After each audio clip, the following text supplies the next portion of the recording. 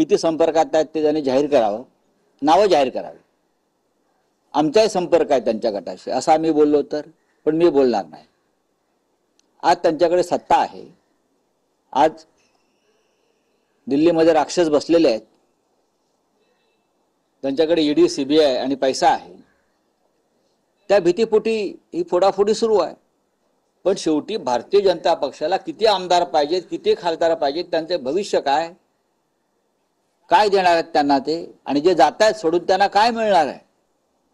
तुमच्या तोंडावर हडकच पडणार आहेत ना चघळायला. यात महाराष्ट्राचा स्वाभिमान, अभिमान याचा काय संबंध येतोय का? अजिबात नाही.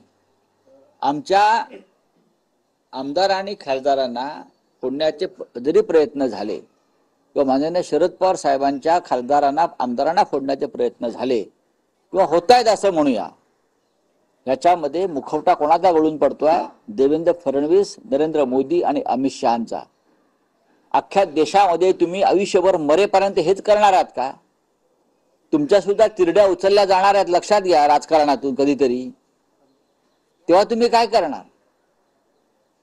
या देशाच्या इतिहासामध्ये तुमची नोंद अत्यंत वाईट शब्दामध्ये होणार. या देशाचे वाट लावणारे लोक, या लोकशाहीची वाट लावणारे लोक, या महाराष्ट्राची वाट लावणारे लोक म्हणून तुमचा इतिहास लिहिला जाईल.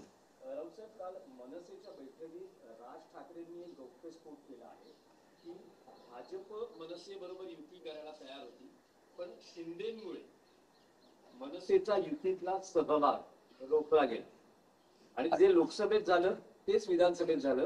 भाजप तयार होती पण शिंदे तयार नव्हते. आता ह्याच्यावरती मी कसं काय मत व्यक्त करू बरं का? मनसेचा वापर होतोय, तो वापर कोणाविरुद्ध होतोय? तो वापर बाळासाहेब ठाकरेंच्या शिवसेनेविरुद्ध होतोय. तो वापर महाराष्ट्राच्या विरुद्ध होतोय आणि तो वापर मराठी माणसाची संघटना फोडण्यासाठी होतो. एवढंच मी सांगू शकतो. बोलिए.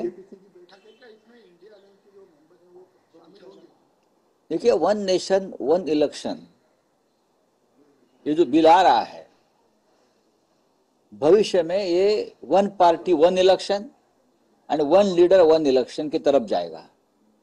इसीलिए हम सभी ने इस बिल को विरोध किया है, जिसमें इंडिया आघाड़ी भी है. जेपीसी के पास ये बिल गया है. आज उस कमेटी की पहली बैठक है.